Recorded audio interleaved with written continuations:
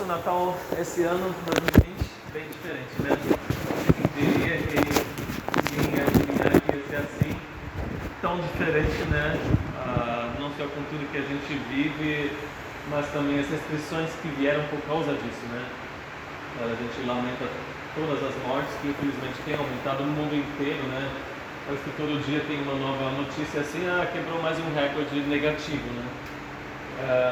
Mas a gente tem as restrições, né, de como a gente pode se encontrar, tanto no culto, né, como nas famílias. Talvez não tão forte assim no Brasil, mas se a gente vê lá fora, na Europa, né, é bem grave. Uma família que tem muitos adultos, né, já não pode se encontrar, né, no mesmo dia, no mesmo lugar. Eles limitam, né? Na Alemanha, por exemplo, sua família mais 4 adultos, né? E mais as crianças até 14 anos que podem estar juntos, né? A família grande já não pode comemorar junto esse ano. Então temos várias restrições e o mundo está lidando com essa pandemia, e hoje mais do que nunca a gente precisa se lembrar o que é o Natal para nós, né? O que a gente está comemorando, né? Não apenas posso estar com alguém que eu amo, mas Jesus nasceu, né? Jesus, o Salvador, nasceu. E a gente vai ver o significado disso através de um dos nomes de Jesus que a gente vê até no Antigo Testamento e aqui em Mateus 1, versículo 23. Esse título, esse nome que se refere ao Natal. E a gente lê Mateus 1, versículo 23: a virgem ficará grávida e dará à luz um filho e o chamarão Emanuel, que significa Deus conosco. Vocês lembram do contexto aqui, da história, né? José, apareceu o anjo para ele em sonho, que ele estava, né, comprometido com a Maria, compromisso para casar com ela, mas já que ela estava grávida, não dele, mas do Espírito Santo, ele pensou seriamente em, né, dispensar ela, de anular esse casamento, mas o anjo falou para ele, vamos aí, né? Bem pensar bem, encorajou ele, porque o filho seria Jesus, o Salvador, né? O próprio Deus vindo para a terra. Então, ele repensou, né, depois desse sonho, e aliás, imediatamente, né, ele tomou a decisão, não vou tomar ela como esposa assim, e esperou o nascimento de Jesus. E Mateus então afirma nesse versículo que tudo isso que aconteceu ali foi um cumprimento da profecia uns 700 anos antes, em Isaías 7,14, que naquela época já foi um sinal de libertação, né, de forma menor, mas tudo que se cumpriu realmente, como Mateus fala, no nascimento de Jesus, que foi o maior sinal de libertação, e o sinal foi grandioso, porque que mulher na história já foi ou ainda vai ficar grávida do Espírito Santo? Ninguém, só ela. Ela foi escolhida, né, para essa tarefa. E isso mostra que a nossa natureza é compatível com a natureza de Deus, né? Jesus podia vir e adicionar a sua natureza divina, 100%, né, à natureza humana, 100%. Isso mostra que nós realmente somos feitos na imagem de Deus. Nós podemos ter essa conexão, esse relacionamento.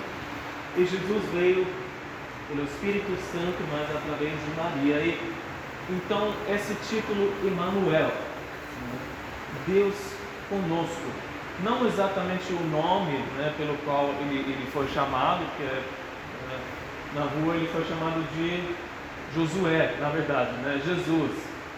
Ele seria chamado Jesus, o anjo disse.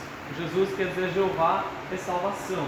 Então a gente vê no nome dele a missão dele, para salvar dos pecados. Mas como eu disse, em hebraico é Josué, né? Yeshua é uma forma curta de Josué em hebraico, então é um nome muito comum, né?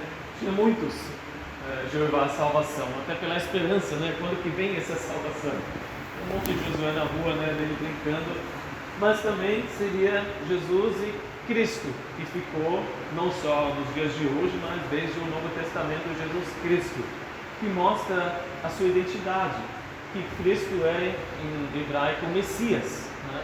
O Salvador esperado, aquele que desde Gênesis, né, até o último livro até Malaquias, né, o último livro do Antigo Testamento, aquele que cumpriu todas as profecias, né? Que seria impossível um ser humano cumprir nem uma, duas, três, sete, o que for dessas profecias, mas ele cumpriu todas.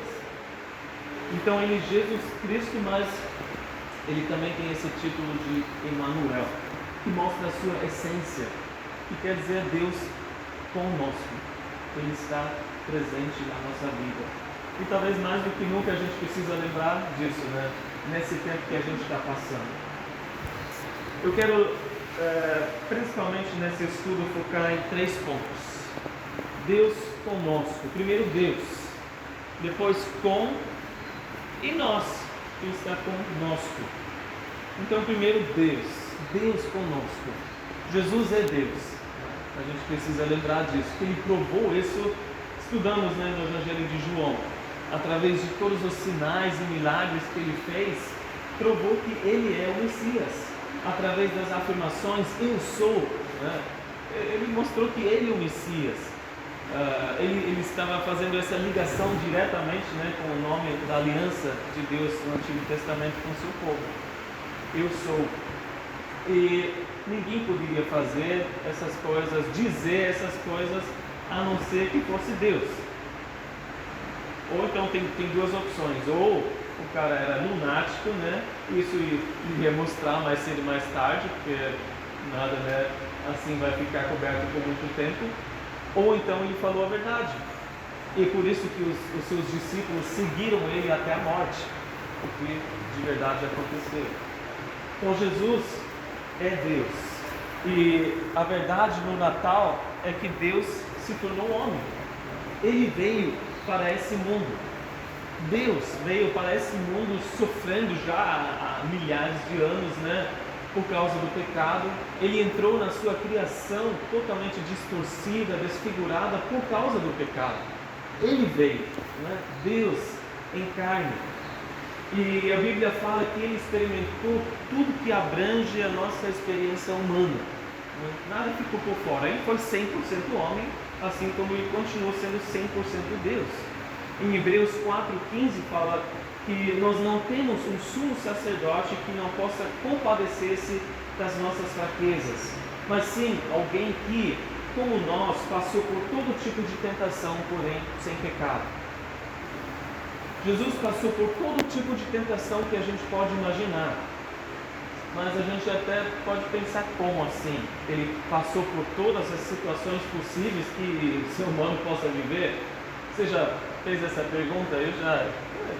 Jesus nunca se casou, então como ele sabe como eu estou me sentindo como homem quase casado, né? Jesus chegou a 33 anos de idade, como ele sabe que tipo de tentação um idoso está passando, né? Mas é um idoso na época que a gente vive, né? O medo que passa com esse perigo que está aí. Mas ele não precisou passar por cada situação possível que a gente pode imaginar, mas ele precisava ser tentado em todos os pontos que a gente pode ser tentado. Ele foi tentado, né? Foi testado dessa forma. No deserto, né? Logo antes do início do seu ministério, foi tentado, testado por Satanás de 3 formas, né? Pega essas pedras, transforma em pão. Para quê? Para satisfazer a si mesmo, né? A sua vontade, a sua necessidade imediata. E aí ele veio e falou: estou te mostrando toda a glória de todos os reinos desse mundo, só dobra os seus joelhos, me adora, que vai ser seu. Testando, né, Jesus em sua cobiça, né, para ele satisfazer, né, esse desejo de acumular as coisas, de ter coisas. E por último ele falou: vou te colocar aqui em cima do templo, você se joga lá para baixo e vai ter anjos te segurando, você não vai nem tocar no chão. Para quê? Para satisfazer o seu próprio orgulho. E quem seria ele? Super-homem, né? O cara pulou do templo, nem tocou no chão. A gente vai atrás dele agora. Mas não era isso que Jesus queria fazer. Não podia fazer isso, principalmente não, né, dobrar seus joelhos diante de Satanás. 1 João 2,16 fala: pois tudo que há no mundo, a cobiça da carne, a cobiça dos olhos, a ostentação dos bens, ou a soberba da vida, não provém do Pai, mas do mundo. Interessante que João, no seu evangelho, não fala, né, da tentação no deserto. Eu imagino que ele queria, pelo menos na primeira carta, inserir, né, essas três coisas, né?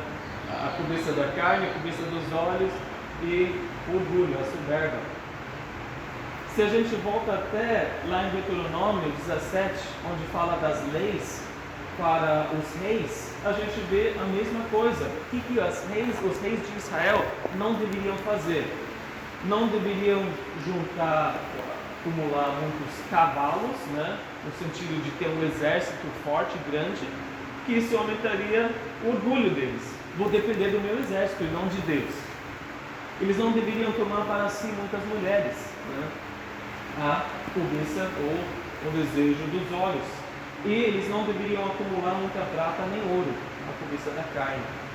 Então a gente vê que isso é muito atual, porque de onde vem a maior tentação hoje em dia? É orgulho, é dinheiro, é sexo, moralidade sexual. Se a gente resume, né, são praticamente essas as coisas em que Jesus foi tentado, mas permaneceu sem pecado, porque Ele é Deus. Então Deus conosco, mas Deus conosco. Ele veio para estar com os seres humanos e se identificou com todos. Os pobres, que ele era de uma família bem humilde, né, com os mais ricos, com os pescadores e os mais nobres, né, da época. Se identificou com homens e mulheres iguais, com crianças e idosos, com livres e escravos. Ele veio para estar com todos, com todo tipo de ser humano, sem excluir nenhum. Então a gente nem tanto, mas nos Estados Unidos fala muito de racismo, né? Jesus não teria essa conversa porque ele estava com todos, do mesmo jeito. Não tinha diferença nenhuma. Ele sim é um Deus não de longe, mas de perto. Existe até pessoas que pensam de certa forma, que se chama deísmo, né? Que acreditam em Deus, até que Ele criou as coisas, mas que depois Ele abandonou tudo e deixou tudo fluir e não interfere mais na sua criação. É como um grande relojoeiro, né, que criou o relógio, né, deu corda nele e abandonou. Mas não é isso que a Bíblia nos fala, né? A Bíblia nos mostra que Ele está sim, né, entrando no seu mundo. Ele está diretamente envolvido no mundo, interfere com a sua criação. Ele se humilhou, Ele se fez um ser humano para estar com a sua criação. É praticamente como se um ser humano precisasse entrar num formigueiro. Então ele, né, se tornaria uma formiguinha para entrar naquele formigueiro para dizer: eu amo vocês, formigas. Então imagina que loucura. Ele entrou de verdade para interagir, para estar envolvido com as coisas desse mundo. Ele poderia ter feito tudo sozinho, mas ele quis incluir no seu plano o ser humano. Ele queria fazer tudo em parceria. O que ele procura é comunhão, é estar junto com a gente, fazer as coisas juntos, em parceria. E a palavra em grego, koinonia, que quer dizer comunhão, quer dizer tudo isso. É participação, é companheirismo, é estar junto, é você ter coisas em comum, né? É compartilhar. E só isso deve abrir os nossos olhos nesse Natal, que afinal Jesus veio para ter comunhão com a gente, para estar conosco, né? Ele tomou tudo sobre si, morreu na cruz, afinal, para ter comunhão conosco, para compartilhar a sua vida conosco e nós, a nossa vida com Ele. E o que nós damos para Ele? É uma reflexão também que a gente precisa fazer. Ele veio para ter comunhão conosco. O que Ele não procura é o nosso trabalho, as nossas habilidades, o que a gente pode oferecer para Ele ou dar para Ele, mas o que Ele procura em primeiro lugar é estar conosco, é ter comunhão conosco, é desfrutar de um tempo conosco, sem agendas, sem segundas intenções. Não vem assim, você é teu amigo, mas lá na frente eu vou te cobrar alguma coisa, né? tá me devendo um favor, né? Não é maçonaria, né? Eu estou te fazendo um favor, você vai me dar um favor daqui a pouco, né? Vou cobrar daqui a pouco. Jesus não é assim. Ele quer compartilhar conosco.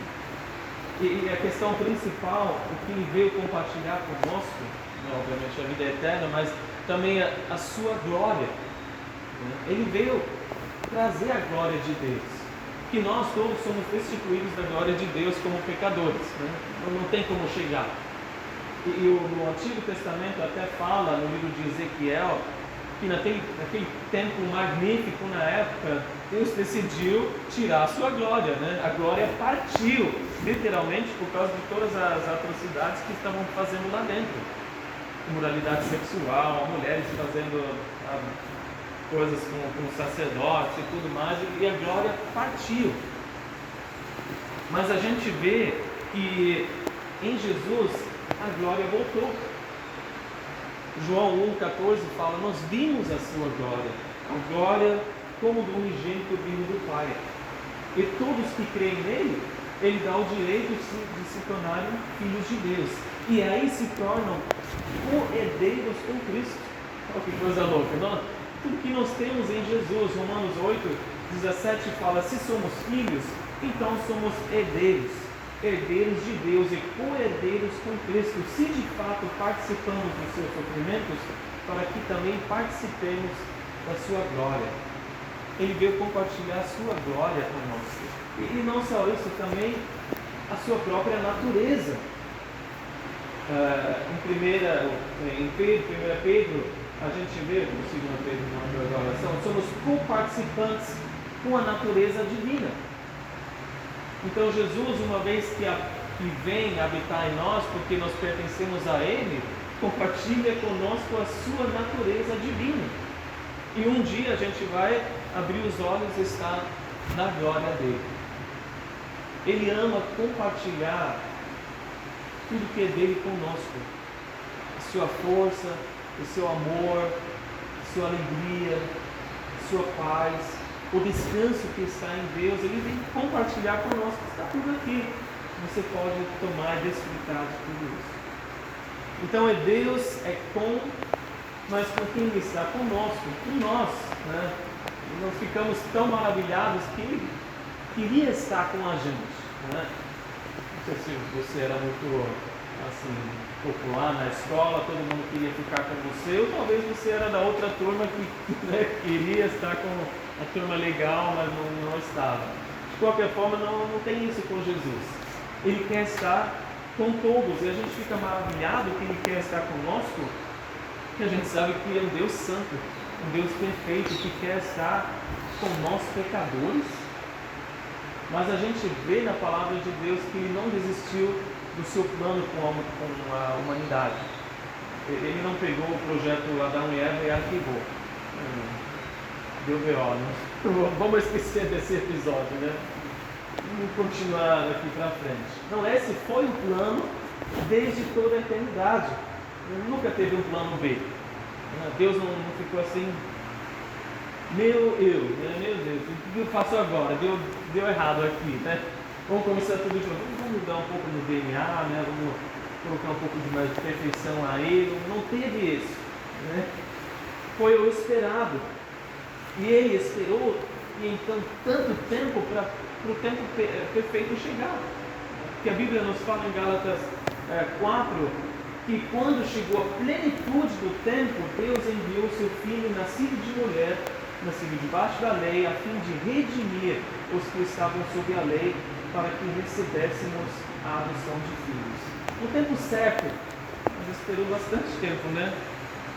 Quantos milhares de anos, 4 mil anos mais ou menos, esperando até que o Salvador veio. Quantas gerações esperavam, mas foi o tempo exato, a plenitude de Deus, quando Jesus veio para salvar a humanidade. Esse foi o plano genial. Quem diria, olhando para o começo, esse foi o plano que mais glorificou a Deus. Não é o homem inocente no jardim de Éden. Vamos voltar à inocência. Não, é o homem glorificado através da entrega de Jesus no jardim de Getsemane e depois no Calvário se entregando para as nossas vidas. Esse é o plano perfeito. O homem glorificado para Deus, né, é mais desejado do que o homem inocente. É isso que ele permitiu que acontecesse. E claro que nós ficamos maravilhados com isso. E quando olhamos para nós, não tem muita coisa, né? Nós ficamos até, se olhamos muito para nós, até depressivos, né? Desanimados. Tudo que nós já fizemos, graças a Deus pelo sangue de Jesus, né? Que cobre tudo. Tudo que nós somos, trabalhando ainda, né? Deixando Deus trabalhar. Tudo que nós seremos, e graças a Deus que tudo está debaixo do sangue de Jesus, né? Passado, presente e futuro. Mas como nós somos infiéis, e mesmo assim Deus, né, deseja estar conosco. Ele deixou o seu trono e veio para estar com quem? Com a gente. E se a gente pensa bem, né, uma hipótese, se ele tiver que fazer tudo de novo, ele faria. E mesmo se uma pessoa só aceitasse esse presente, ele faria tudo de novo, para ganhar uma alma, uma vida.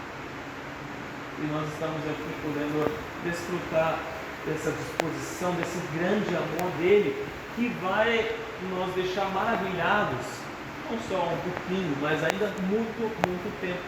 Em Efésios 2:7 diz que nas eras que hão de vir, a incomparável riqueza da sua graça vai ser demonstrada em sua bondade para conosco em Cristo Jesus. Toda a eternidade a gente ainda vai pensar, uau, né? Quanto Deus me amou, nos amou para estar conosco. E para terminar, eu quero fazer só duas considerações. Deus conosco, mas em quê? Todo mundo usa a frase estamos juntos, né? Quem não já falou estamos juntos. Mas o que essa pessoa quer dizer com estamos juntos? Né? A pessoa abre o coração, está ouvido, né? A vida está por um fio, beleza, estamos juntos. A pessoa realmente está disposta, né, a receber uma ligação no meio da madrugada, porque, né, esse amigo precisa abrir o coração e falar de todas as dores que tem, né, porque de repente se separou, alguma coisa assim. Essa pessoa realmente está disposta a estender a mão, né, para ajudar alguém que está necessitado porque perdeu o emprego. Estamos juntos. Né?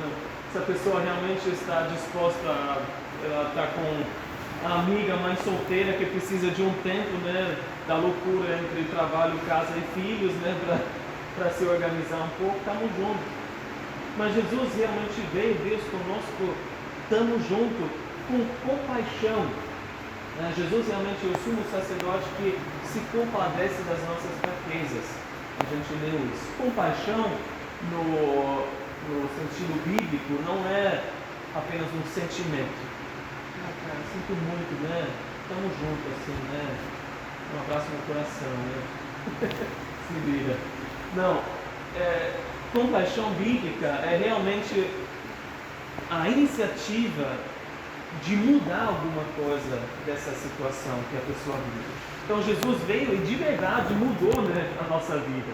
Ele não simplesmente veio para mostrar o caminho, agora você se vira aqui, me segue de alguma forma, ou lá de cima deu beleza, estamos juntos, vocês vão dar um jeito aí. Não, ele é o sumo sacerdote que se compadece das nossas fraquezas.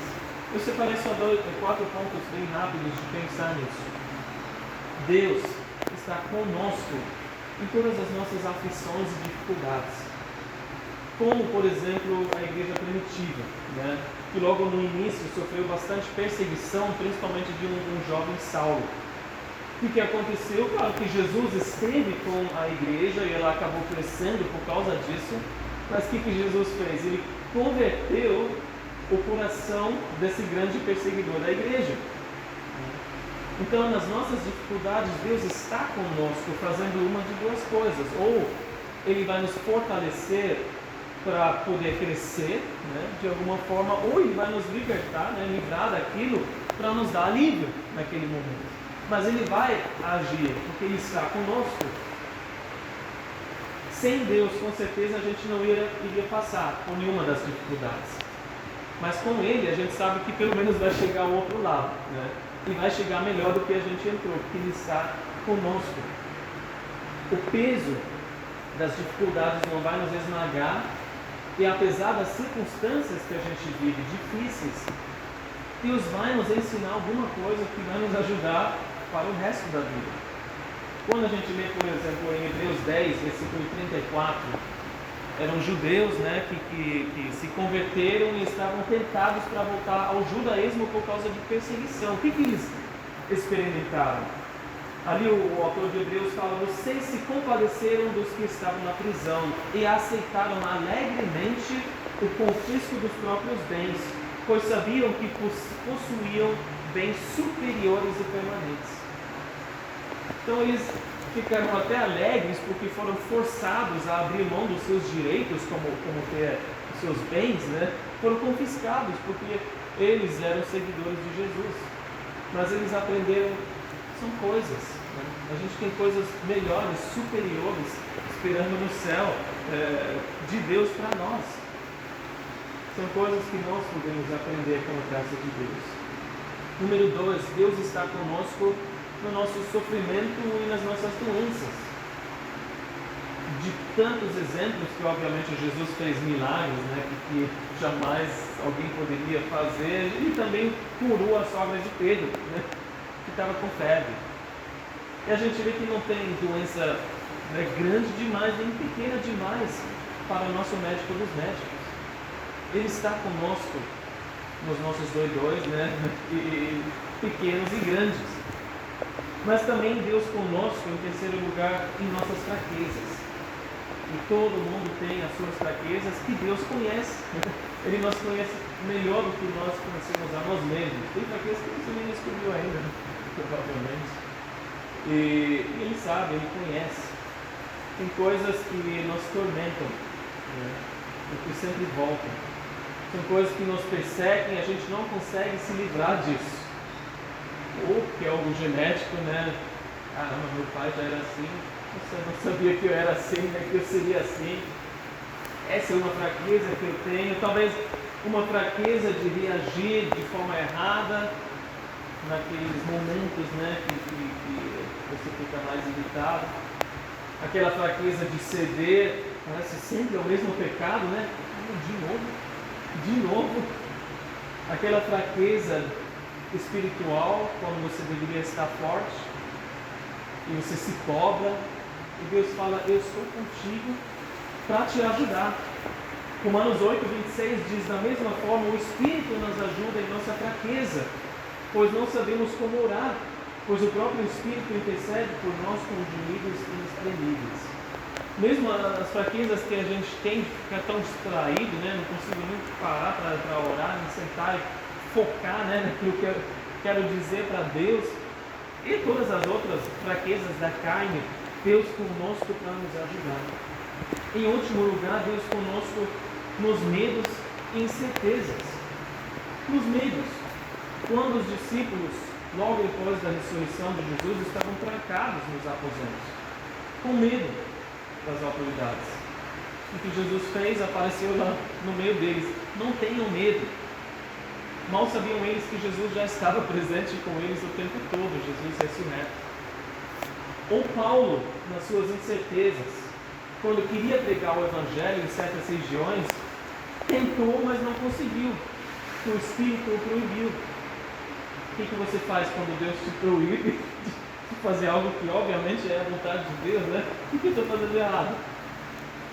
E aí, de repente, numa noite que ele já estava sentindo esse desespero, a gente não sabe, mas numa noite, sim, a Bíblia fala, ele teve uma visão de um homem da Macedônia falando: vem para cá.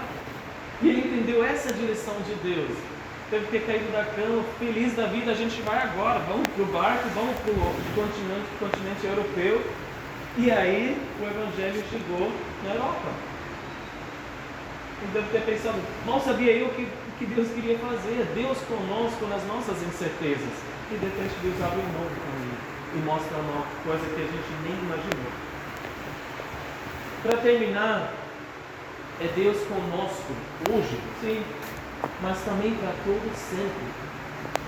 Qual é o fim? Como que a nossa história termina? E tanto o Antigo como o Novo Testamento nos mostra o quê? Um futuro glorioso. Antigo Testamento, Ezequiel. No final do livro ele descreve a Nova Jerusalém, com bastante detalhes, e no último capítulo, no último versículo, Ezequiel 48, versículo 33, fala que a distância total ao redor será de 9 quilômetros, e daquele momento em diante o nome da cidade será O Senhor está aqui. Esse também é o nome de Deus, Jeová Shammah, Deus está aqui. E mais nada é do que Jesus está aqui conosco, Deus conosco, né? Esse é o nosso futuro. Vamos fazer um pulo para o final do Novo Testamento. Apocalipse 21, versículos 2 e 3 nos dizem: eu vi a cidade santa, a nova Jerusalém, que descia do céu da parte de Deus, preparada como uma noiva, adornada para o seu marido. Ouvi uma forte voz que vinha do trono e dizia: agora o tabernáculo de Deus está com os homens, com os quais ele viverá. Eles serão os seus povos, o próprio Deus estará com eles e será o seu Deus. É Deus conosco, né? Deus sempre quis viver, habitar conosco. Por isso ele fez tudo através de Jesus. Mas o desejo dele para todo sempre é Deus conosco e nós com ele, né? Sem impedimento nenhum, sem o pecado, tudo que dificulta, né, sentir e experimentar a presença de Deus hoje. Sem a morte, sem o choro, sem a dor, né, sem todo o sofrimento. A gente está com ele de forma perfeita. E nesses versículos nós vemos que o tabernáculo de Deus está com os homens. No Antigo Testamento, o tabernáculo era o quê? Era uma tenda, mas uma cópia, né, do original que está no céu. Uma tenda em que a presença de Deus habitava ali em cima da arca, né, no meio dos querubins, mas uma coisa não permanente, uma coisa não perfeita, mas mostrando a separação de Deus, né, santo, dos pecadores, do que podendo aproximar a pessoa, né, de Deus. Porque tinha um véu, tinha uma separação ali. Mas a gente vê no Apocalipse 21, 3, que nós devemos, ele viverá com os homens. Ele decidiu viver para todo sempre com todos aqueles que pela fé se tornaram filhos de Deus. E o engraçado interessante é que essa palavra, ele viverá, é a mesma palavra de João 1,14, que fala que a palavra se tornou carne e viveu entre nós. Ele viverá com os homens, ele viveu entre nós. Mesma palavra que vem da raiz tabernáculo, só que um verbo. Ele tabernaculou, ele se fez tabernáculo entre nós. Jesus já veio fazendo o que a gente jamais poderia fazer, trazendo a presença de Deus para nós. Fez tudo o que ele fez na cruz, através da sua morte, para que nós pudéssemos ter acesso à presença de Deus. Novamente, ele abriu o caminho para que nós pudéssemos estar com Deus. Nós que nós não éramos o seu povo, ele falou: agora eu vou fazer um povo de vocês. Vocês vão ser meus, eu vou ser de vocês. Eu sou o Deus de vocês e vocês são os meus filhos. Em Mateus 28, 20, a gente vê a promessa: eu estarei com vocês para sempre até o fim dos tempos. É isso que Deus sempre planejou. Esse é o nosso fim. Deus conosco para todo sempre. Mas tudo começou bem pequenininho, né? Essa missão de Deus, esse desejo dele, começou com, obviamente, bem antes, mas abrindo o caminho para nós, começou com um bebê na manjedoura, bem pequenininho. O milagre de Natal é Deus conosco, mas começou de uma forma pequena. Mas ele deseja que também na nossa vida possa crescer cada vez mais, né?